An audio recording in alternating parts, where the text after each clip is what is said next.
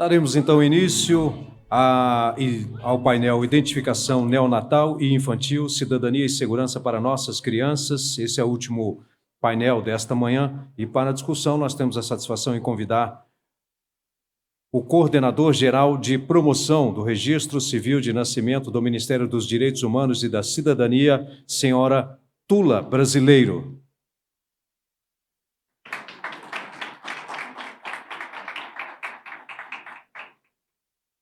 A senhora Tula Brasileiro, Coordenadora Geral de Promoção do Registro Civil de Nascimento do Ministério dos Direitos Humanos e da Cidadania. Convidamos, neste momento, o gerente de projeto da CEDIGE, do Ministério da Justiça e Segurança Pública, o senhor Ricardo de Lins e Horta.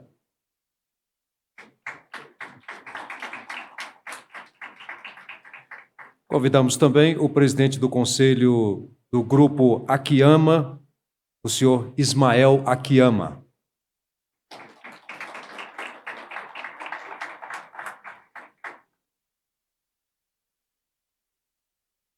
Lembro que a secretária de Justiça e Cidadania do GDF, a senhora Marcela Passamani, que também participará deste painel, já se encontra aqui na área do evento, e bem como a secretária de Informação e Saúde Digital do Ministério da Saúde, a senhora Ana Estela Haddad, também já se encontra aqui no Congresso e dentro de instantes fará a composição também deste painel. E neste momento nós passamos a palavra ao moderador Ismael Akiyama para conduzir os trabalhos deste tema. Bom dia a todos. Quero iniciar aqui a minha fala compartilhando com vocês uma experiência aí que eu tive que me traz, né, hoje aqui nesse lugar, que quando eu tinha 16 anos de idade, em Curitiba, no Paraná, eu fui fazer escola técnica. E eu era, né, uma criança um adolescente ali bastante tímido, né? E na escola técnica nós tínhamos um desafio de a cada semestre fazer uma palestra. E na primeira chamada, né, para fazer uma palestra, a professora explicando, eu fiquei muito nervoso, falei, vou lá na frente falar e tal, e comecei a riscar meu dedo, né? Risquei meu dedo. E aí comecei a printar a tinta da minha impressão digital num papel. E aí tive a ideia de fazer aquela primeira palestra sobre o estudo da impressão digital, a datiloscopia e papiloscopia, que eu nem sabia direito como que se chamava, né? E aí eu fui para a Biblioteca Pública do Paraná para buscar os materiais, os livros para estudar, né? E fazer essa primeira palestra, para ali vencer a timidez. Então, a datiloscopia caminha na minha vida desde essa época, né? E me ajudou, inclusive, a estar aqui hoje moderando esse painel. E quando nós olhamos, né, estamos falando aí de aproximadamente 30 anos, e fazendo essa lembrança, é difícil quase que imaginar aquele momento que nós vivíamos, onde a tecnologia era tão distante, né? Nós tínhamos que ir para uma biblioteca pública para ter acesso a algum tipo de informação. Hoje temos na palma da mão, né, todas as informações. Vivemos num mundo que é difícil imaginar, né? Não vou perguntar aqui quem já fez o curso de datilografia para não constranger, né? Mas meu primeiro diplominha lá foi de datilografia. E nesse avanço tecnológico que nós tivemos, e aí nós podemos, num evento como esse, presenciar, né, de uma forma fantástica ali, a emissão da SIM, com tecnologia, né, todo o processo de captura, que não é mais tinta, essa evolução que o mundo está presenciando, que nós estamos presenciando, tem uma parte dessa história toda que ficou para trás, que é justamente sobre o tema que nós vamos abordar hoje aqui, que é o tema da identificação segura das nossas crianças. Né? Nós vivemos num mundo hoje onde falamos de inteligência artificial, né? Falamos da evolução, né, tecnológica que o mundo está vivendo, da conectividade, mas também nós vivemos num mundo onde, né, segundo os dados da ONU, ano passado, o crime de tráfico de pessoas, de exploração de pessoas, ultrapassou financeiramente o tráfico de armas, ocupando a segunda maior problema hoje global. Então, como que vivemos nesse mundo antagônico, onde temos acesso à informação, a identificação como um todo vem evoluindo, mas ainda vivemos problemas graves como esse? Então, esse é o ponto, né, acho que central desse debate e reforça, né, a importância dessa conversa, desse debate sobre a identificação segura das nossas crianças. Hoje, o mundo emite documentos, que já é um avanço, né? Poucos anos atrás, né, a Tula, que uma guerreira que acompanha esse processo, nós debatíamos como que as crianças todas teriam acesso aos documentos, né? E o Brasil, né, nessa luta, nesses últimos anos, podemos dizer que já tem superado e tem sido exemplo para muitos países, né? Mas, infelizmente, ainda a identificação segura das nossas crianças ainda não é uma realidade. Então, Célia, vamos, acho que receber aqui, dar uma pausa.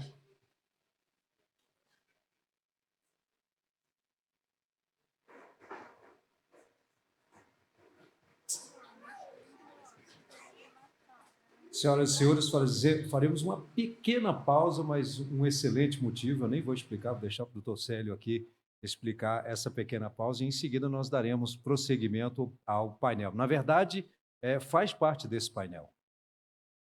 Boa tarde, gente. Na realidade, a gente acabou de proceder agora com a identificação infantil de crianças feitas no nosso Espaço Sim, para emissão da Carteira de Identidade Nacional, uma tecnologia totalmente nova, onde a gente tem a capacidade de coletar biometria neonatal e infantil com muita precisão.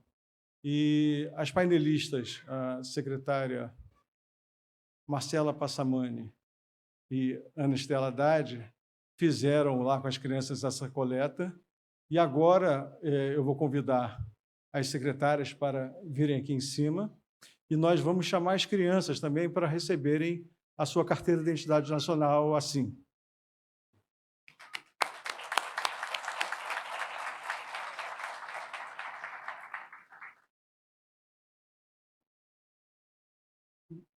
Vamos subir com todas as crianças, e a gente vai entregar algumas que já ficaram prontas.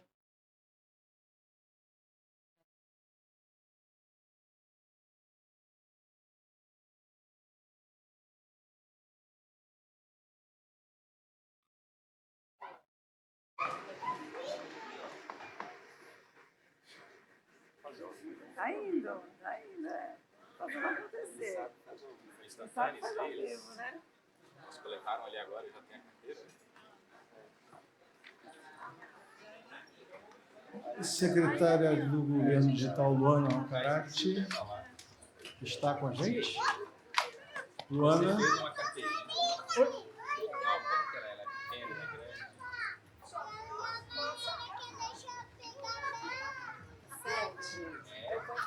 Tem uma foto bonita. Essa?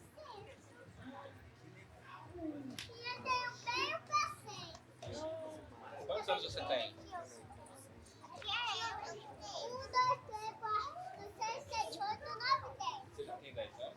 Não. E essa é a sua? Que legal. O que tem do outro lado? Deixa eu ver. Olha, tem um quadradinho. Legal. Ali, ó, tem as carteirinhas lá.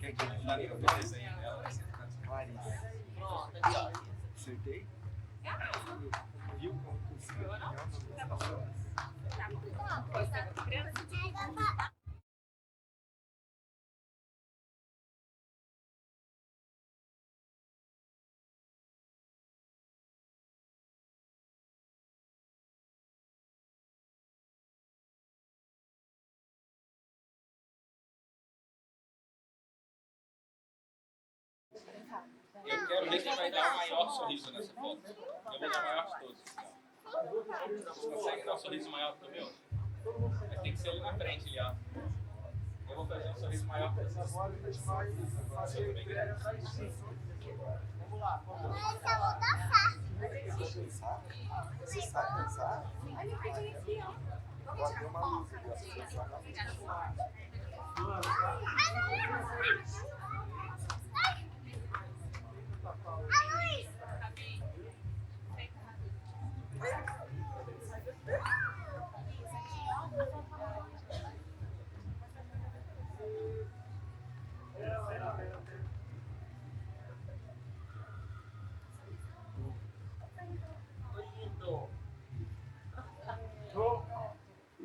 Cadê a Aya?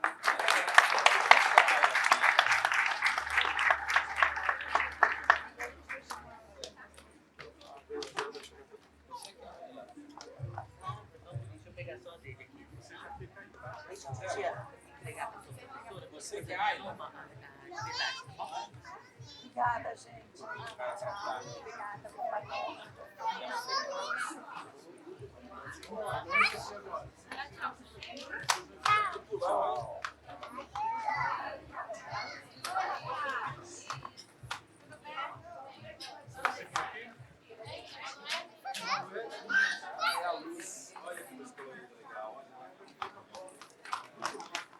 Gente, obrigado, mas a causa é justa. São as primeiras crianças identificadas pelo sistema de identificação neonatal e infantil de precisão absoluta para a gente finalmente implementar no Brasil aquilo que vai dificultar muito a subtração de recém-nascidos em maternidades, em locais de nascimento e também o rápido de crianças. Esse é um trabalho muito importante que está sendo desenvolvido pelo governo federal, junto à CEFIG, com a participação muito importante do Ministério da Saúde, para a gente transformar a declaração de nascido vivo em declaração de nascido vivo eletrônica, fazendo com que a biometria do recém-nascido esteja vinculada com a biometria da sua mãe e, com isso, a gente consiga impedir, principalmente, o tráfico de crianças através das fronteiras. Então, esse é um projeto que merece todo o apoio e todo o aplauso da população brasileira ao governo federal na implantação desse projeto. Muito obrigado, secretárias.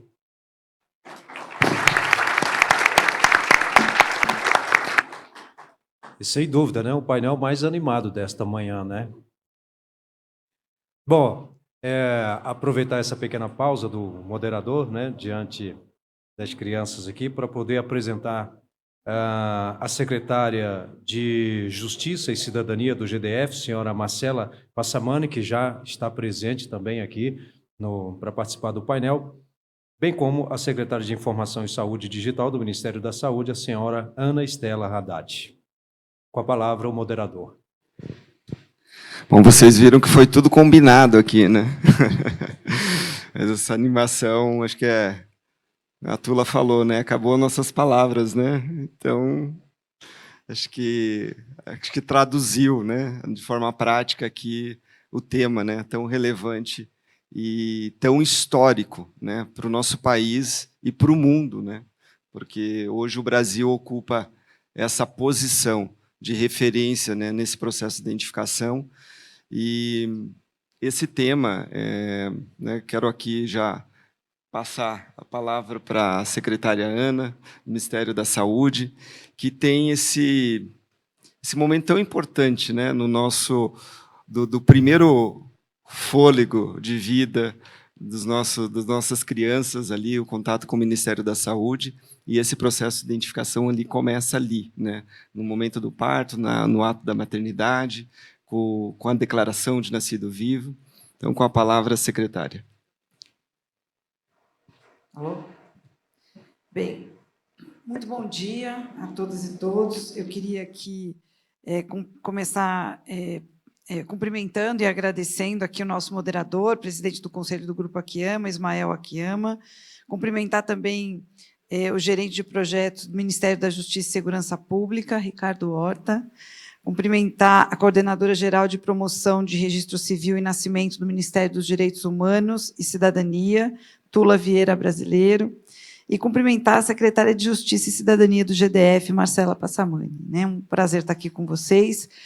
Eu vou passar brevemente algumas lâminas para poder explicar um pouquinho esse fluxo e esse processo da DNV, da Declaração de Nascido Vivo, né? E também algumas ações que o Ministério está desenvolvendo para aperfeiçoar esse processo, né? Então, nós temos um programa que está ligado à Secretaria de Informação e Saúde Digital, é uma secretaria nova no Ministério da Saúde, criada o ano passado pela ministra Anísia Trindade, e que está articulando uma política finalística de informação e saúde digital, mas que também tem uma atividade meio muito importante com as demais secretarias do Ministério. Então, a Secretaria de Vigilância em Saúde e Ambiente tem uma das ações em parceria conosco, que é o ESUS Linha da Vida, que está em processo de desenvolvimento, né? Então, nós temos alguns sistemas de informação, o SINASC, que é o Sistema de Nascidos Vivos, o SIM, que é o Sistema de Informação de Mortalidade, no meio, o sistema SINAM, que é o Sistema de Agravos, e isso faz com que a gente possa acompanhar o percurso do cidadão desde o seu nascimento até a sua morte e as intervenções no SUS, né? Então, o primeiro registro de vida que a gente faz quando a criança nasce é a DNV, a Declaração de Nascido Vivo, né? Então, esse é o primeiro registro e que vai permitir que a gente possa registrar também, junto com a Declaração de Nascido Vivo, o Cartão Nacional de Saúde, que permite que a gente registre os atendimentos de saúde que essa criança recebe desde o seu nascimento, né? Esse processo de emissão da DNV até o momento, nós estamos enfrentando um desafio, ele é obsoleto, ele vem ainda sendo emitido muitas vezes em papel. Existe um sistema online para que depois de ser registrado no papel, se passa para esse sistema, se digita para esse sistema, pode também ser registrado dentro do sistema, mas ele é um sistema já razoavelmente antigo, obsoleto, com dificuldades da gente fazer atualização, né?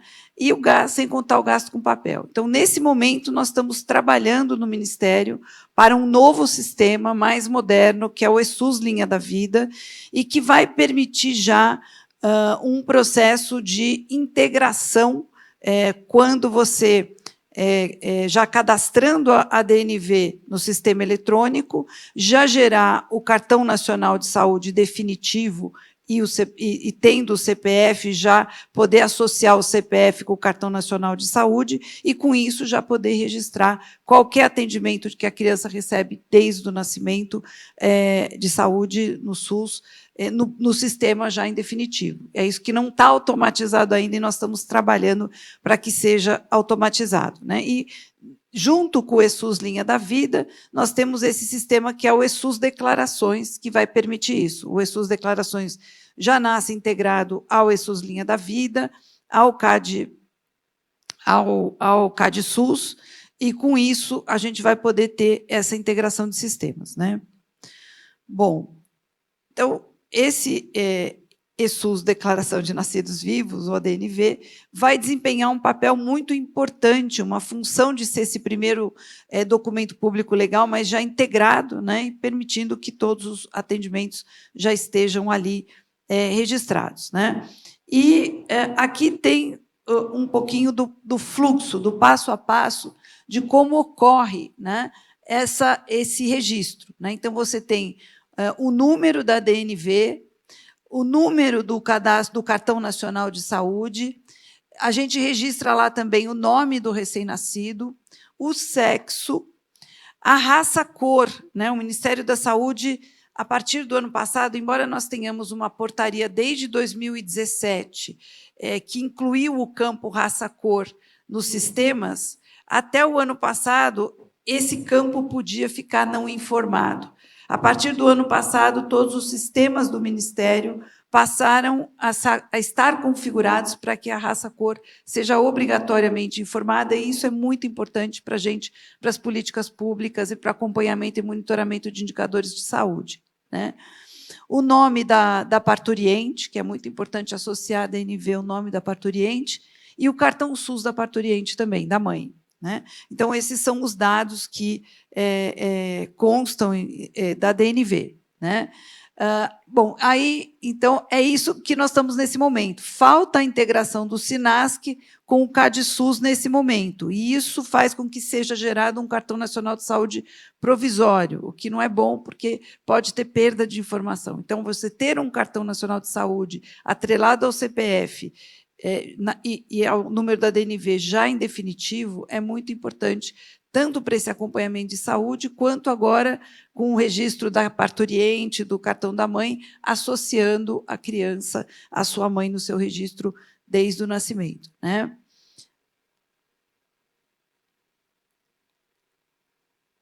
E o ESUS Declarações, na verdade, eu já antecipei um pouco o que está nas lâminas, que é o que eu já expliquei, está aqui, mas o ESUS Declarações ele passa a trazer a questão da cidadania e maior segurança para os nascidos vivos, para essa questão do registro e da DNV desde o começo, né? E, bom, os benefícios, né? Uma maior integração das bases de dados e a integração com o CADSUS, né? Então, isso já vai atrelar o CPF e o número do Cartão Nacional de Saúde, né? A possibilidade da exportação de dados automática e de imediato, o registro em tempo real das declarações eletrônicas e a inserção do campo CPF na filiação, auxiliando a enfrentar essas questões de roubo e tráfico de crianças, né? Então, o registro, nesse sentido, ele se torna muito importante. E eu apresentei ontem, numa mesa que nós tivemos, a nossa estratégia do Ministério em construção, que é a Rede Nacional de Dados em Saúde, que é a plataforma de interoperabilidade. Então, com essa automação, a gente já vai ter os dados interoperáveis com os demais sistemas e dados de informação do SUS, né? E tudo isso vai estar disponível também para o cidadão através do Meu SUS Digital, que hoje é a nossa interface, o nosso aplicativo como porta de entrada do cidadão para o sistema, onde, além dos registros de vacina, hoje a gente já tem o registro de atendimento clínico e mais ou menos umas 30 funcionalidades que já estão disponíveis no Meu SUS Digital. Essa é a carinha dele. Eu convido, mais uma vez, quem ainda não baixou, na Google Play, na Apple Store, ele é gratuito, né? Vocês baixarem o Meu SUS Digital. A caderneta da criança já está em processo de inclusão no Meu SUS Digital, né? Então, nós já temos todo o material informativo em multimídia, vídeos, podcasts, imagens, textos, já estão no Meu SUS Digital. A parte de cada criança individualizado, que traz o histórico clínico, ainda está em processo, porque envolve mudanças no processo de trabalho das equipes de saúde da família. Então, a gente está construindo isso primeiro na prática, para poder depois refletir, espelhar no Meu SUS Digital, né? Então, aqui está mostrando um pouquinho... aqui tem um pequeno vídeo para terminar, que mostra algumas funcionalidades do Meu SUS Digital. Um pouquinho baixo, talvez. Será que tem como aumentar?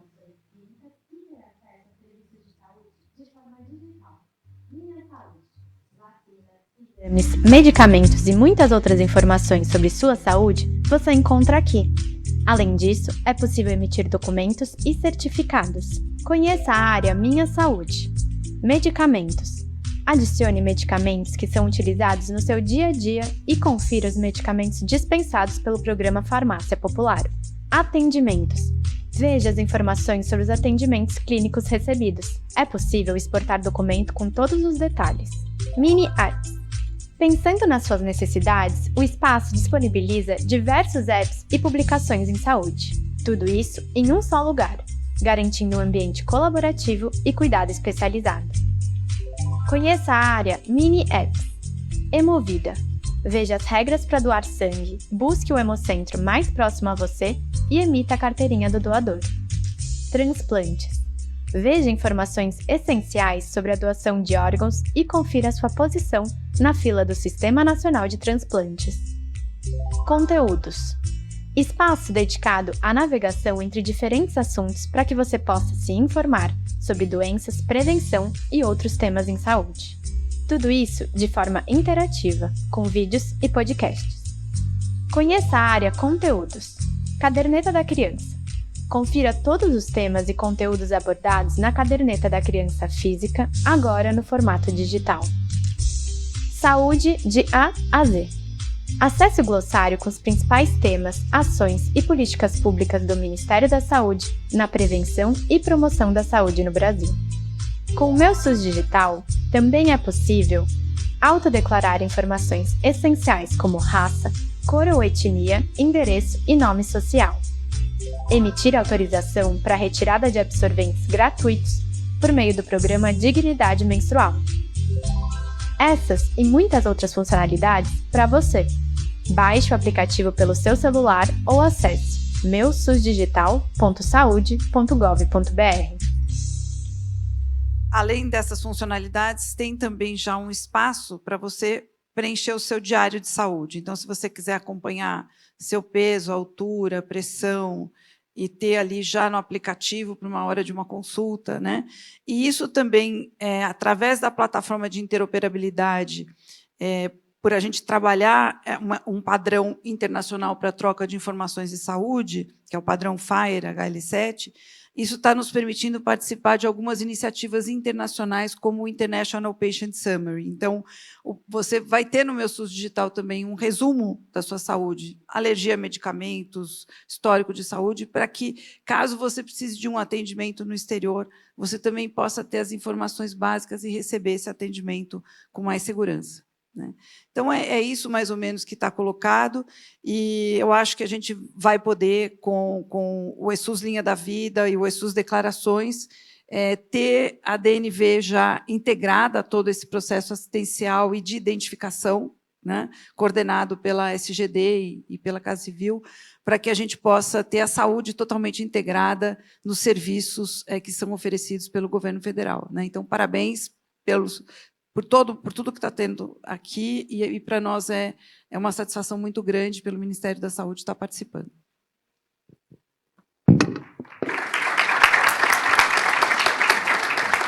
Obrigado, secretária. E não tem como falar em um sistema, num processo de identificação segura, se não falarmos de um sistema completo, né? Falávamos há pouco com a Tula, o quão importante e impactante é o desdobramento hoje de termos uma DNV eletrônica. Isso coloca o Brasil numa condição completamente diferenciada, né, de proteção realmente das nossas crianças. Então, parabéns pela iniciativa, pela condução. Esse é um sonho de todos nós brasileiros e é muito empolgante ver isso se tornando efetivamente realidade. E eu queria passar a palavra agora para a Tula, que está hoje, né, como coordenadora geral de promoção de registro civil e nascimento do Ministério dos Direitos Humanos, mas a Tula é uma guerreira, né, de muitos anos aí, lidando por uma causa, né, que abraçou, que tem como uma causa de vida, e qual particularmente eu admiro demais o trabalho, né, que tem feito em proteção às crianças de diversas formas, né, voltada, entendendo que esse processo de identificação, né, começa ali, né, o processo de dar visibilidade para essas crianças, para que o Estado possa oferecer, né, os seus direitos, garantir os seus direitos de cidadania. Tula. Boa tarde, tá ligado? Tá? Nossa, o som é bom do auditório, a acústica, né? Boa tarde a todas e todos. Queria agradecer à Bride, na pessoa do Célio, pelo convite para o Ministério dos Direitos Humanos e da Cidadania estar aqui participando desse congresso e estar hoje aqui na mesa com vocês. Eu acho que realmente a gente não pôde acompanhar tudo. Eu e Letícia, companheira de trabalho, que está ali também, porque o ritmo no Ministério é muito acelerado, mas ficamos ontem uma parte e estamos aqui agora nessa mesa. Então, já começamos bem, né, Ismael? Brincamos aqui que, poxa, com essas crianças aqui no palco, a gente não consegue nem pensar mais direito e falar, olha, não é bem, talvez, quem sabe. Mas, e Ana, Estela, assim, muito prazer de conhecer e, assim, a gente aguarda ansiosamente a DN, a DO eletrônicas, né? Há muitos anos, né? Mas eu acho que a gente nunca esteve tão perto, né? De fato, de conseguir. A gente vai conseguir, porque acho que isso realmente muda a cara do país ali no nascedouro mesmo, né? E acho que é um processo mesmo de médio prazo, né? Assim como foi com a DN de papel nos anos 90, né? Quando você não tinha, né? Até a coisa virar um padrão mesmo e funcionar, né? Enfim, mas parabéns pelo trabalho e que a gente puder ajudar aqui para tocar isso adiante, né? Como o Ismael falou, meu nome é Tula, eu estou, nesse momento, na Coordenação Geral de Promoção do Registro Civil de Nascimento do Ministério dos Direitos Humanos e da Cidadania. É uma área muito antiga, né? Ela é desde o primeiro governo Lula, né? Que é essa área de pensar a questão do acesso ao registro de nascimento e à documentação básica já vem sendo pensada, né, como um direito humano, né, como parte de um mínimo básico para se garantir processos de dignidade humana, né? Então, é uma área que existe desde o primeiro governo Lula, exatamente quando o governo vai começar a planejar políticas públicas nas mais diversas áreas, como assistência social, né? Cadinho Único, Bolsa Família, e aí se depara com um grande universo de pessoas de diferentes idades sem registro de nascimento, né? Que estamos numa sala aqui em que todos já conhecem esse assunto, mas foi um momento que havia que se enfrentar essa mazela, essa chaga, para que pudéssemos ir adiante numa série de estruturações de políticas e sistemas, né? E benefícios. E, nessa ocasião, nos anos 2000 e pouco, materializado num decreto de 2007, a gente tinha mais ou menos mais de 20% dos bebês que nasciam a cada ano não eram registrados em cartório, né? Era um índice, de fato, assim, indecente, né? Os padrões internacionais falam em algo em torno de 5%. E hoje o Brasil tem 1,31%, né, dos bebês nascidos a cada ano, não registrados naquele prazo legal, etc. Então, assim, é um caso de sucesso, né, para dentro do Brasil e para outros países, fruto da união de esforço dos vários poderes, né, e da sociedade civil também, e dos vários entes federativos, mas destaco a questão dos vários poderes, porque sabemos que o registro civil foi delegado, né, ao longo dos anos na história do Brasil aos cartórios, uma instituição privada fiscalizada pelo Poder Judiciário e prestando um serviço público, então traz mais complexidade, mais contornos à cena para se pensar enquanto uma política estruturada. Aliás, no próximo congresso temos que estar aqui com o CNJ, Arpen, a Noreg, né, porque necessariamente temos que fazer o debate e em conjunto, né? Mas, enfim, Will, então, beleza? somos sucesso na erradicação para chegar a esse patamar, mas, como o Brasil é Brasil, com sua diversidade, com suas clivagens, obviamente, Fala, o Will, Norte e o beleza? Nordeste, em vamos várias lá. cidades, a gente tem índices, como sempre, Roraima se mantém ali no estado com os piores índices de subregistro, né? Vai permanecer também. E aí é para Amazonas, né? É o miolo ali, né? Tocantins.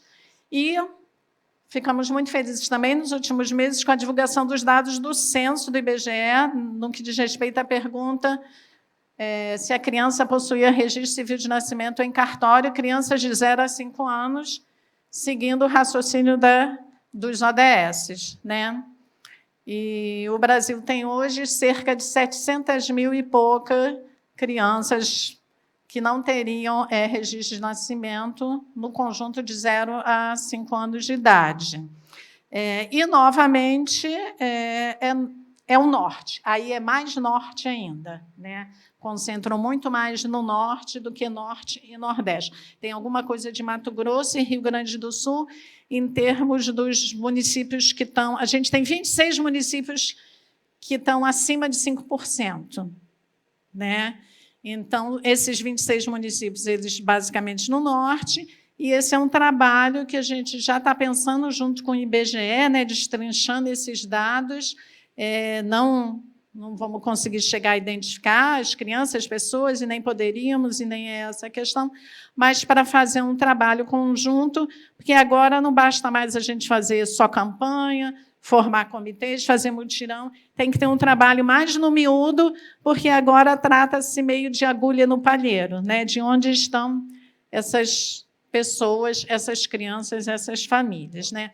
Então, assim, os institutos de identificação do Norte que aqui estiverem, podemos nos somar nessa luta para baixar esses 5% nessas 26 cidades, né?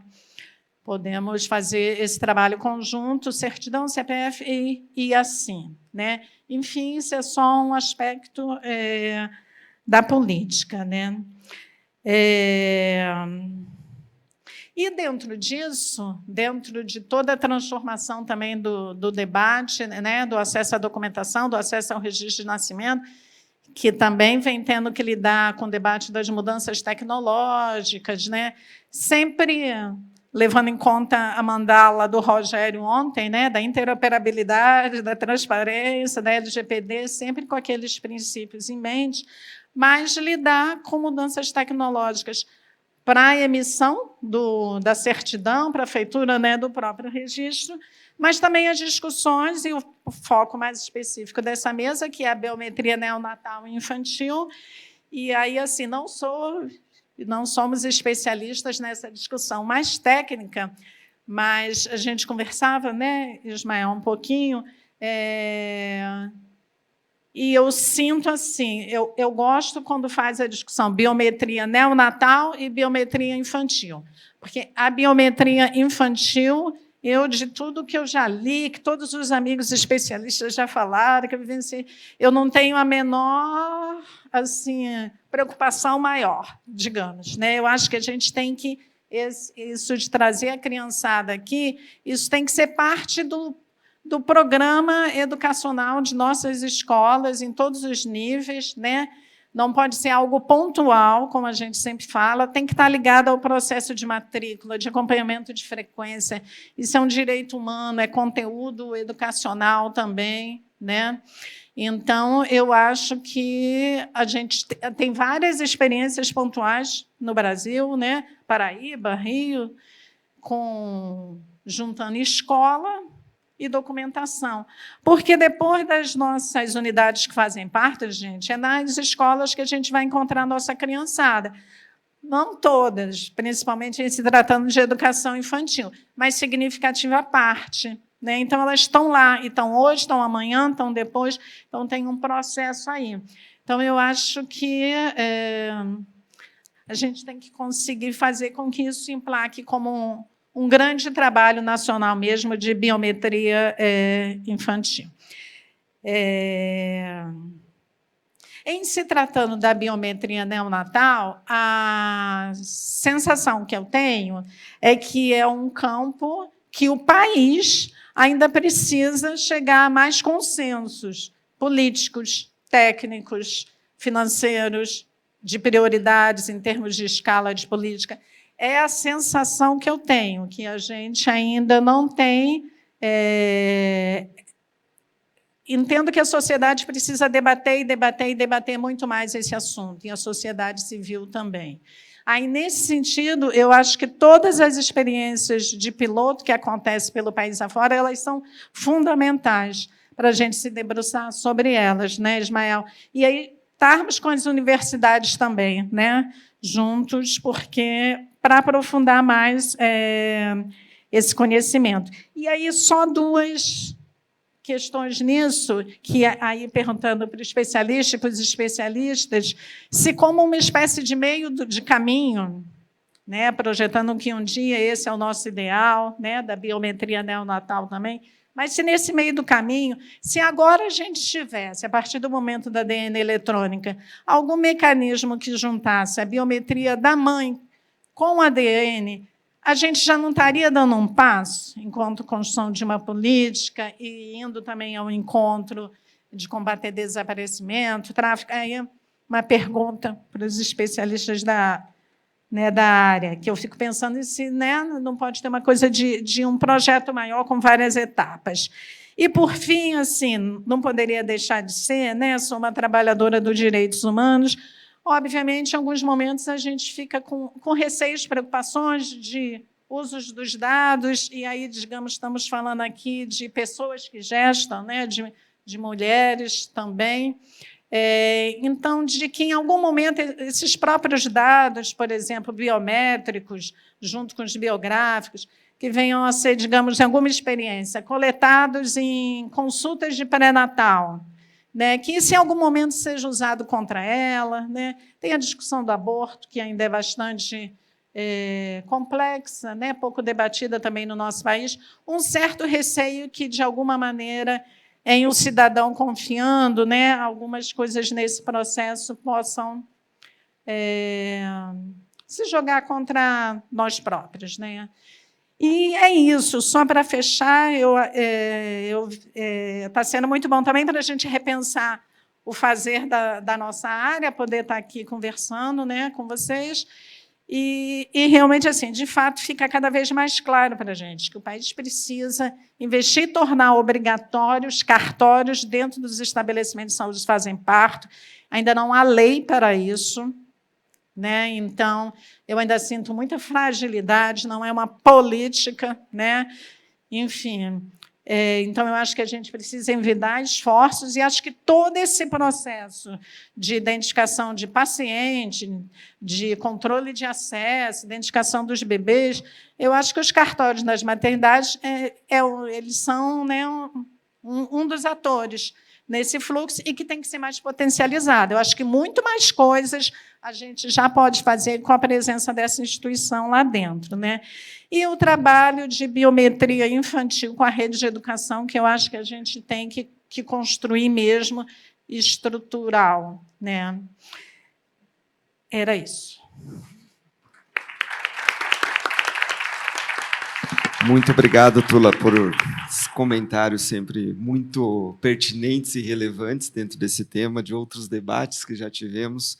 Acho que o Brasil tem caminhado nesse sentido, e estar num fórum como esse, juntando toda a federação, os estados, e trazendo esse tema de uma forma tão especial, eu acho que começa pelo debate, e acho que o Brasil tem caminhado nesse sentido, e eu tenho sentido que logo, logo nós começaremos a colher frutos espetaculares disso, E como o trabalho que foi feito aí nesses últimos 30 anos, em relação ao documento, que hoje o Brasil se tornou referência, a curva com que o Brasil saiu de mais de 20%, em torno de 20% para 1% das crianças considerando as questões geográficas, regionais do Brasil, que é completamente diferente de outros países, é uma vitória expressiva, espetacular, né? E agora nós estamos na direção de darmos o passo para uma identificação segura, né? Não apenas uma emissão de um documento, mas uma identificação segura. E a reflexão muito bem colocada. Muito obrigado, Tula. E eu quero aproveitar aqui, falando de segurança pública, né? Já passar aqui para o Ricardo Iorta, que é gerente de projetos da CEDIG, Ministério de Justiça e Segurança Pública. Obrigado, Ismael. Boa tarde a todo mundo. Eu vou começar a minha fala, eu vou fazer uma pergunta para vocês. Eu acho que 4 anos e meio atrás, aconteceu aquelas eventos que todo mundo se lembra mais ou menos onde estava, né? Em março de 2020, quando começou a pandemia da Covid-19, e a gente foi, por medidas de saúde pública, colocado dentro de casa, né? Quem aqui, naquela época, estava num lar em que você tinha criança e adolescente de idade escolar e que passou aquele primeiro momento mais intenso, né, da pandemia? Levanta a mão, por favor. Muita gente aqui teve que lidar com questões como transferir a escola imediatamente do físico para o digital, de dar conta de fazer compras, gerir uma casa, trabalhar, uma videochamada, junto com as crianças que tinham que estar no digital. Você, às vezes, ter que arrumar aparelhos e dispositivos digitais adicionais ou usar o próprio entre a criança e o adulto. Foi muito difícil, né, gente? Foi uma coisa muito dramática que a gente passou. O que chama atenção é quando você olha os dados do CETIC sobre posse de aparelho celular por crianças, eles dão um salto na época da pandemia, né? A gente chega a uma média hoje em que você tem 1/5 das crianças de 3 a 5 anos tem celular próprio no Brasil.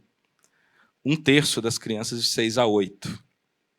E o que chama muita atenção é que, quando você vai para o discurso das autoridades de saúde ou para os estudiosos do risco da internet, a recomendação é que esses aparelhos fossem dados muito mais tarde. Mas a gente tem um cenário de sobrecarga familiar, sobretudo materna, né, das pessoas cuidadoras, mas a gente está falando sobretudo de mães, em que exige que, para que você consiga dar conta do trabalho doméstico e que você consiga trabalhar mesmo, você tem que recorrer às telas como uma forma de dar conta da vida familiar, enquanto você tem que fazer todo o resto. Então, a gente naturaliza, e o Brasil é um país que adota tecnologias sempre com muita facilidade, é um país que adota tecnologia de forma muito rápida, né, em relação a outros países do mundo. A gente acaba, sem querer, expondo as crianças e adolescentes a outros riscos. A gente está falando aqui hoje dos riscos de não identificação, por exemplo, desaparecimento de crianças ou tráfico de crianças, mas a gente também tem que falar dos riscos da não identificação de crianças no ambiente digital. Uma plataforma digital que foi recentemente banida por decisão judicial no Brasil, desde junho, por regras próprias, permitia a pornografia explícita, o que significa que qualquer criança que entrasse lá e fizesse um perfil e respondesse uma pergunta: você tem mais ou menos de 18 anos? Poderia, 2 cliques, acessar vídeos de pornografia com uma imensa facilidade, porque essa era a regra da plataforma. Se vocês abrirem aí no celular de vocês agora um aplicativo de mensagem como o WhatsApp, ou uma rede social como Instagram, como o Facebook, vocês vão ver que, pelos termos de uso dessas plataformas, elas não são desenhadas para pessoas menores de 13 anos de idade. Todas elas. Discord, podem olhar aí agora, se vocês têm qualquer dúvida. YouTube. O que, inclusive, é muito curioso, né, Ismael? Porque, pela legislação brasileira, pela Constituição, pelo ECA, criança é até os 12 anos. Né? Se faz 12 anos, passa a ser adolescente. Por que tem 13 nesse termo de uso? Vocês já se perguntaram isso? 13 é 13, é na lei americana. Na década de 90, quando a internet era diferente, a internet era um espaço de adultos em que se valorizava a participação anônima como um direito de liberdade de expressão. Os Estados Unidos fez uma lei, que é a COPA, que dizia que, para você manter um site online que não tinha as proteções para crianças, ele tinha que ser acessível a partir dos 13. E essa lei americana, que é aplicada em solo brasileiro, por desígnio das empresas que fornecem serviços digitais para cidadãos brasileiros, inclusive crianças e adolescentes brasileiras, é a que pauta ainda hoje os serviços digitais que os nossos filhos, que os nossos sobrinhos, que os nossos netos acessam. É inevitável que crianças e adolescentes estejam na internet. O mundo hoje é virtual. Existem direitos da criança que estão previstos, inclusive, em convenções internacionais, mas não só no próprio ECA, na Constituição, de acesso à informação, de liberdade de expressão, de autonomia progressiva. A gente sabe disso. Mas a gente tem uma dissociação muito grande, em que a gente tem a preocupação do Estado conseguir identificar as crianças, fazer biometria delas para que você tenha acesso a serviços públicos, para que você tenha dados para a política pública, e o ambiente em que crianças e adolescentes têm contato com a informação, ele é completamente alheio à identificação do usuário como adulto, ou como criança, ou como adolescente. Isso é muito curioso, porque o risco não é pequeno. A gente está falando de conteúdos impróprios, a gente está falando de pornografia, a gente está falando de violência explícita, a gente está falando de desafios perigosos que incentivam a autolesão, comportamento de suicídio, a gente está falando de aliciamento, exploração sexual, abuso sexual. Né? Vocês estão cansados de ver no noticiário esses casos. Aconteceu no colégio, no Rio de Janeiro, aconteceu com um adolescente do Maranhão, que apostou numa bet a herança da família e depois suicidou. São casos reais que estão acontecendo no Brasil. Por a gente não dar um passo além nessa discussão que a gente está fazendo aqui e pensar que talvez um ambiente digital seguro seja essencial para a segurança das crianças e adolescentes, como várias outras medidas de segurança pública que a gente já adotou no passado em relação a esses sujeitos de direitos. Isso talvez seja o mais chocante. Então, uma organização da sociedade civil outro dia representou ao Ministério Público, porque numa plataforma digital, que provavelmente todo mundo aqui tem perfil nela, porque é uma das mais usadas no Brasil, você tinha uma criança fazendo publicidade de bets para outras crianças. Nessa frase, você já tem uns 5 ilícitos juntos. Né? A criança na rede social fazendo publicidade de bet. Né? A gente sabe que a gente autorizou as bets no Brasil, mas pelo menos isso a legislação fala, né? Que você não pode fazer publicidade de bet para crianças e adolescentes. E aí, quando alertada a rede social, a resposta dela foi: isso não viola os meus termos de uso. Você pode violar umas 5 leis brasileiras, mas contanto que esteja ok com o termo de uso da plataforma, está tudo bem. Né? A gente está falando de riscos de saúde mental, a gente está falando de riscos de comportamento de dependência. Então, existe toda uma discussão na comunidade de saúde sobre se você pode falar de dependência tecnológica, você pode falar de uso problemático, se você pode dizer que existe um vício associado ao uso excessivo.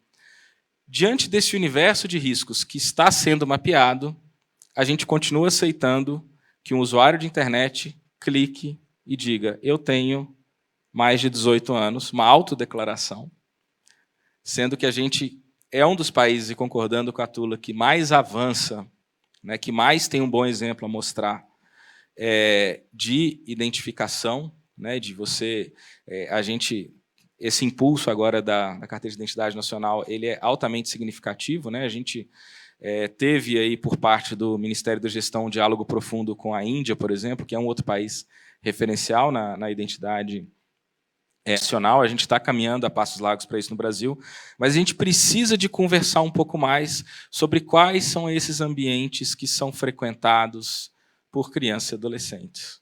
Tá? Então, essa talvez é a mensagem importante que eu queria trazer aqui hoje. Né? A gente tem uma legislação muito forte no Brasil, o Estatuto da Criança e do Adolescente é um marco. Né? O Brasil, ao contrário dos Estados Unidos, é signatário da Convenção da Criança, e, no entanto, é a legislação americana que vale no Brasil em relação ao que as crianças e adolescentes estão fazendo. Recentemente, o CONANDA, o colegiado vinculado ao Ministério dos Direitos Humanos e da Cidadania, fez a resolução, editou a resolução 245, que é sobre segurança de criança e adolescente no ambiente digital, mas falta, talvez, ainda uma atualização da legislação brasileira. O ECA vai fazer aí quase 40 anos, para o ambiente digital. A gente tem uma proposta no Senado, PL 2628, de tramitação difícil, como qualquer outra legislação que trate de regulação de mercado ou serviços digitais. É muito difícil aprová-las no sul global, por vários motivos que não vêm ao caso aqui, mas a gente pode coletar algumas migalhas que caem da mesa do norte global. Essa é a boa notícia.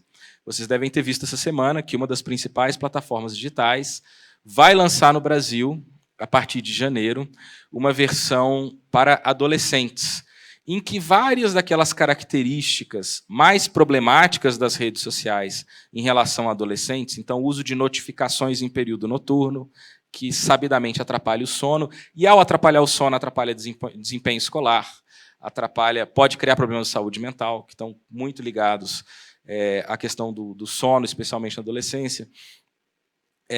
Você tem uma série de características de design dessas plataformas que não são adequadas, que, embora um adulto possa decidir por elas, não são adequadas a adolescentes. Essa plataforma vai lançar a versão para adolescentes em janeiro. A gente saúda essa iniciativa, né? A gente apenas lamenta que isso esteja acontecendo porque existe uma pressão cada vez maior dos legislativos estaduais nos Estados Unidos e do judiciário dos Estados Unidos contra essas plataformas.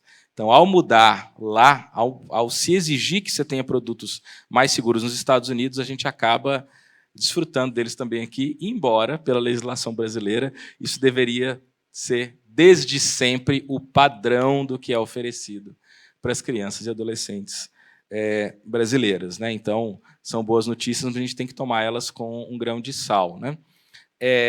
Eu trouxe essa discussão, e talvez a gente estava falando de registro em maternidade, a gente estava falando desse histórico bonito que o Brasil tem de identificação civil, mas também porque isso é uma reflexão que está muito forte na sociedade.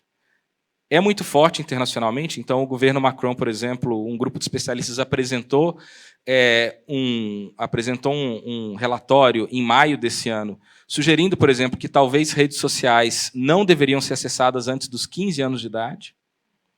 A Austrália está discutindo legislação para proibir acesso a redes sociais antes dos 14 anos de idade. E, de novo, a realidade de uso no Brasil é muito mais precoce do que isso.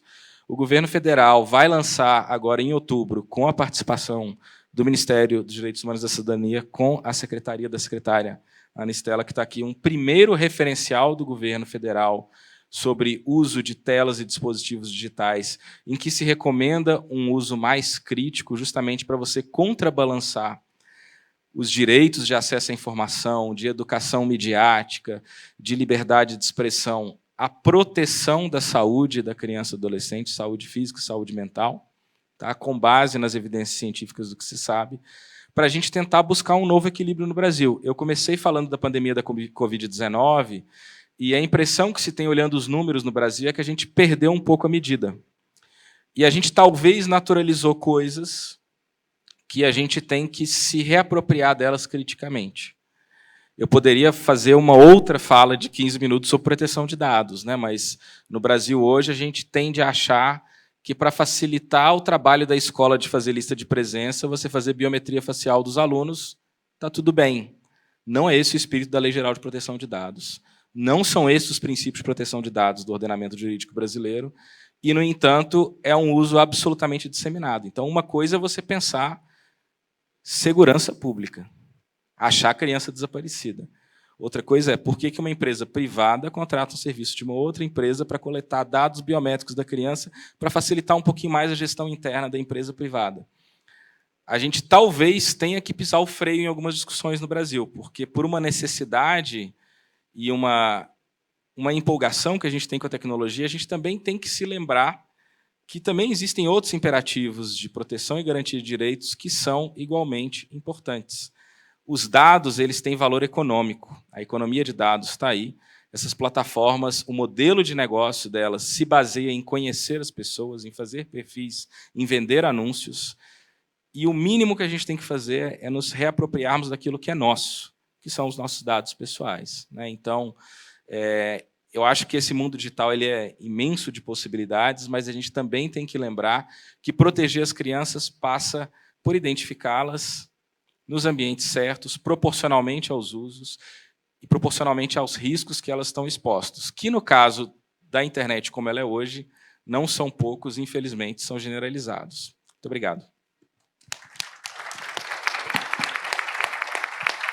Obrigado, Ricardo, por trazer esse tema que é tão relevante, importante. Às vezes nós perdemos realmente a sensibilidade da dimensão. Eu recentemente tive uma apresentação com um CTO de uma uma empresa de games internacional, e ele apresentou os dados e eu fiquei perplexo. Eu estava falando, por exemplo, de um lançamento de um awards de um jogo, onde teve 67 milhões de dispositivos conectados no mundo assistindo aquele evento ao vivo, contra 20 e poucos milhões, por exemplo, de dispositivos conectados no dia do Oscar, que é um dos eventos que mais conecta dispositivos no mundo.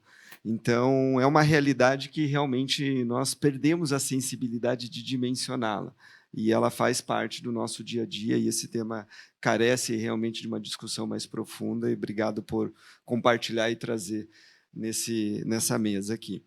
E agora eu quero passar a palavra para a Marcela Passamani, secretária de Justiça e Cidadania do Governo do Distrito Federal, onde vem compartilhar conosco aí esse projeto maravilhoso, esse piloto, né, que está sendo feito aqui no meio do Distrito Federal, que podemos aqui vivenciar um pedacinho com as crianças. Coisa boa, é verdade. Boa tarde a todos e todas. Sou Marcela Passamani, secretária de Justiça e Cidadania. Estou aqui representando o governador Ibanez Rocha e as atuações, né, de todo o governo, a atuação de todo o governo em todas as secretarias, numa pauta tão cara para a gente. Queria cumprimentar todo o dispositivo, agradecer pelo convite e dizer que eu vou para uma fala mais humanizada, peço licença para os senhores e para as senhoras, uma vez que todos os senhores e senhoras entendem muito mais do assunto do que eu mesma que estou falando. Mas eu venho compartilhar com vocês uma preocupação que eu tenho enquanto mãe, enquanto cidadã, enquanto gestora. Que a gente fala muito aqui do governo federal, das ações que estão sendo formuladas e implementadas em todo o território nacional. Vejo a presença de várias pessoas que estão do norte ao sul do nosso país e que têm um território totalmente diferenciado quando nós estamos falando de norte, sul, sudeste, centro-oeste, em especial aqui na capital do nosso país. E quando eu estava ouvindo todas as pessoas que estão aqui trazendo conhecimento e compartilhando, eu sempre pensava dentro da nossa própria casa. Porque, às vezes, a gente fala muito da política implementada e o macro, eu acho muito fácil de visualizar quando a gente traz para o micro, que é dentro da nossa casa, e a gente olha para o lado e vê os nossos filhos, que também estão na frente dos computadores, que também estão vivendo uma realidade totalmente diferente da nossa enquanto crianças. E quando a gente fala do ambiente virtual, e eu peço licença para iniciar minha fala do fim, contextualizando já, complementando a fala do que foi abordada agora, nós mesmos, apesar de vivermos isso diariamente, da necessidade de identificação, das problemáticas que nós temos aqui, como segurança pública, como cidadania, como ministério, como identificação civil, nós, às vezes, não sabemos como lidar isso dentro da nossa própria casa. E, às vezes, nós mesmos não temos conhecimento de tudo que está sendo feito. Por isso, a importância do governo local também implementando a política pública, inclusive como a busca ativa, porque hoje o que nós estamos vivendo aqui dentro desse auditório é falando com a nossa bolha, falando com pessoas que vivem isso diariamente. Mas a grande maioria dos brasileiros e brasileiras não tem noção de tudo isso que nós estamos debatendo. Olha a nossa responsabilidade de levar esse conhecimento, que às vezes eu vejo algumas pessoas aqui prestando atenção, já confirmando, como se já soubesse e implementasse isso no seu dia a dia, mas a nossa responsabilidade como gestores de levar isso para o vizinho, para a vizinha, para o dono da mercearia, do açougue, que trabalha na farmácia, que também tem seus filhos e também não tem o conhecimento. E hoje, aqui no GDF, nós temos firmado, dentro da Secretaria de Justiça e Cidadania, um acordo de cooperação técnica também com o ambiente virtual, com a SaferNet, para que a gente possa levar o conhecimento das pessoas, e eu não estou falando de hipossuficiência, nós estamos falando de falta de conhecimento. E a falta de conhecimento, apesar de ser mais exacerbada na vulnerabilidade social, vocês podem perguntar para os pais e mães, colegas dos filhos de vocês nas escolas, se eles têm conhecimento de todas as políticas públicas que são implementadas de proteção para o seu filho e sua filha no ambiente virtual. Não conhece. E a gente precisa levar o conhecimento de todas as pessoas. Então, hoje, o meu apelo é para que vocês, para aquilo que a gente acha tão corriqueiro no nosso dia a dia, eu quero dizer, não é. Que a gente possa, através das nossas redes sociais, através dos nossos grupos de WhatsApp, sim, fazer o uso do nosso conhecimento e compartilhar com os pais e mães, naquele grupo da escola que a gente faz parte, que os pais estão debatendo algumas questões internas, e a gente, com o nosso conhecimento, é o nosso compromisso, é a nossa responsabilidade, é o que nós, gestores, atrás de uma mesa, conversando com o nosso presidente, conversando com o nosso ministro, conversando com o nosso governador, exercemos, mas com um coleguinha, com uma mãe de um aluno, tem um efeito ainda maior, porque ela também é uma multiplicadora dessas informações. E a gente precisa proteger essas crianças de todo o ambiente que nós, eu falo eu também, não domino, mas que nós sabemos, por legislação, por dados, que a política pública ela é implementada através dos dados que nós temos, mas nós também temos que compartilhar a vivência, e essa vivência ela é dialogada nesses grupos individualmente, quando você encontra uma amiga, quando você encontra um pai, quando você encontra uma roda de conversa com os amigos. E agora, trazendo essa reflexão, que depois de tantas falas, com tanta propriedade, o meu papel aqui é realmente humanizar e trazer isso para o nosso contexto, inclusive para o nosso contexto de GDF, que lá no início da pandemia, quando o governador Ibanez Rocha também ganhou uma eleição aqui no Distrito Federal, eu, como secretária de Justiça e Cidadania, implementamos vários projetos, e um deles foi tornar a segunda via da identidade, não assim ainda, mas gratuita, nos projetos itinerantes, onde nós chegávamos nos lugares mais periféricos, parávamos uma van e batia de porta em porta e oferecia o nosso serviço. Parece rudimentar essa abordagem, mas o Brasil plural que nós vivemos, onde nós temos tantos ribeirinhos e tantas pessoas que vivem de forma diferenciada, nós sabemos que é através da busca ativa que a gente chega nesses brasileiros e brasileiras. E dessa forma, nós fomos evoluindo na forma de apresentar os nossos serviços de cidadania e garantia de direitos. Depois, com a nossa carteira nacional, nós conseguimos também trazer isso para o contexto do Distrito Federal com tantas abordagens voltadas para a criança e adolescente. Hoje nós temos aqui em projeto para implementar um espaço específico para confecção de identidade de crianças e adolescentes. Vocês que estão no Instituto de Identificação sabem a dificuldade de, às vezes, tirar a colher a digital de uma criança, que às vezes demora 30, 40 minutos, e está todo mundo agendado de 20 minutos.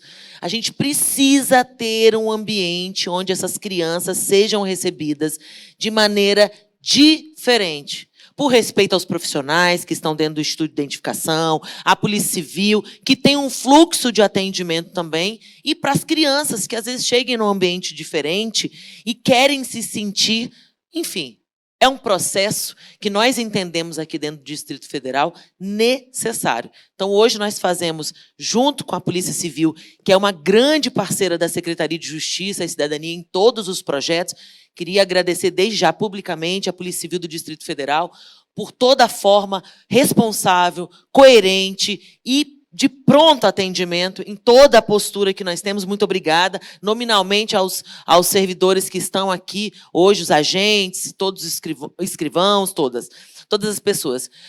Mas quando nós estamos falando da identificação de crianças e adolescentes, nós temos hoje uma legislação aprovada no Distrito Federal que trata do protocolo de segurança nas maternidades público e privadas aqui no Distrito Federal, um projeto inédito no Brasil, onde nós temos a legislação que obriga todas as maternidades a possuírem carteira de um código de barras na pulseirinha de identificação, que muitas das vezes é manual, também como o registro de nascimento também é manual.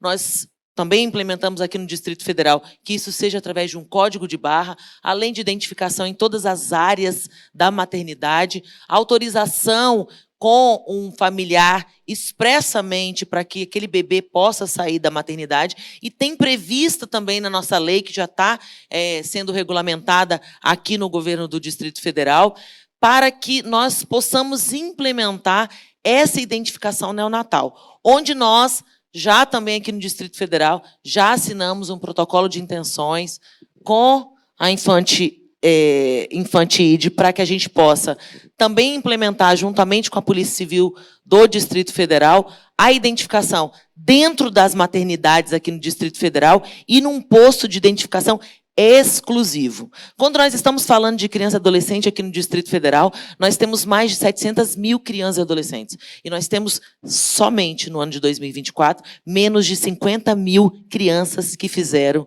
a nova identidade. E aí, quando a gente traz para o contexto também do nosso dia a dia, a gente sempre imagina que a carteira de identidade, não os senhores, é claro, mas a população, de uma forma geral, ela imagina que a carteira de identidade para a criança é para fazer matrícula na escola e para uma viagem. Que aí os pais ficam desesperados. Nossa, meu filho tem que viajar, eu preciso de uma carteira de identidade, eu preciso fazer matrícula. E nós temos ações itinerantes ininterruptas desde o início do nosso governo, levando ao conhecimento dos pais a importância de inserir essa criança num cadastro nacional de identificação, para que a segurança pública dos estados, para que a Polícia Civil tenha acesso a esses dados. E quando a gente fala da identificação neonatal de crianças, a gente precisa identificar essas crianças com menos de 5 anos. Essa criança precisa abrir o olho, primeiro minuto de vida. Ela precisa ser registrada. E quando os senhores e as senhoras também estão nos extremos do nosso país, a gente também tem muitos casos de adoção à brasileira, que o papel do governo federal, junto com o governo dos estados, é trazer legislação e impedir que casos como esse ocorram. Mas a gente sabe que a fiscalização ela é diária de todos os agentes públicos. E a gente precisa garantir que essa criança tenha o direito garantido da família, saúde, educação, dentro do território que ela nasceu. Hoje, depois dessa lei que nós implementamos aqui no governo do Distrito Federal, sobre o protocolo das maternidades, nós vimos há pouco tempo a questão que aconteceu em Uberlândia, mas aqui no Distrito Federal, não sei se é o conhecimento dos senhores, nós temos o caso mais famoso do Brasil, que virou inclusive novela, que foi o caso do Pedrinho. Ele passou 18 anos longe da família dele, porque foi subtraído na maternidade com 3 horas de vida. E foi uma denúncia anônima, não foi identificação. Porque naquela época a identidade podia ser feita aqui, podia ser feita em todos os estados da federação. Foi uma denúncia anônima que chegou ao conhecimento da Polícia Civil, que nós conseguimos, todo o Estado brasileiro, conseguir identificar e mostrar para todas as pessoas que cometem esses crimes, que aqui no Brasil nós não permitimos subtração, nem rapto, nem desaparecimento de crianças, e que nós estamos atuando ativamente. Portanto, eu, enquanto GDF, eu posso dizer, nós temos muito que avançar. Mas um dia desse eu ouvi o ministro Barroso falando numa apresentação, inclusive no CNJ, sobre a primeira infância, que às vezes é melhor a gente fazer o pouco que está no nosso alcance do que o máximo que está apenas no plano das nossas ideias. Muito obrigada. Obrigado, secretária, e parabéns pela iniciativa, né? E pegando um gancho, né, nessa fala de fazermos o que está ao nosso alcance, né?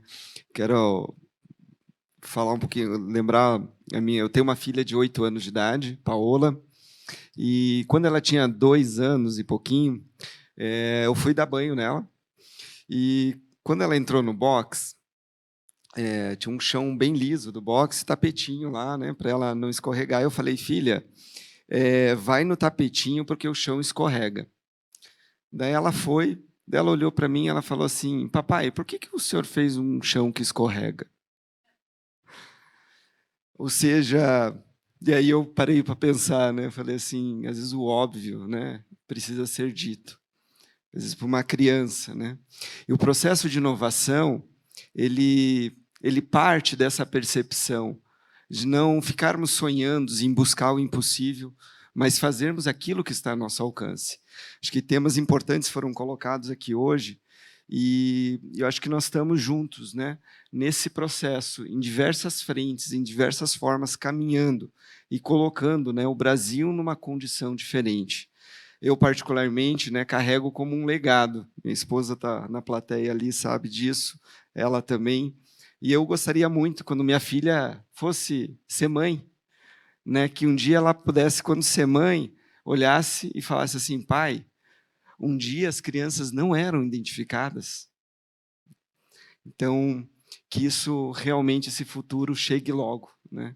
Que a gente possa olhar para trás e dizer, realmente, um dia isso era uma realidade, né? E estamos caminhando para isso.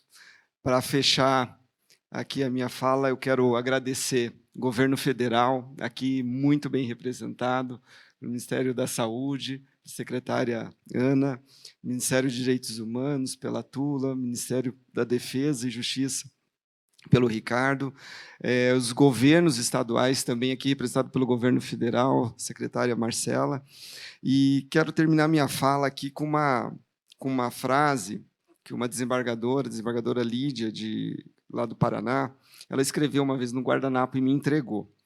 E a frase que ela escreveu aqui foi o seguinte, as impressões digitais são um código de barras de Deus, colocadas na mão de cada indivíduo, tornando-os únicos no mundo, não se repetindo nem entre gêmeos de DNA idênticos.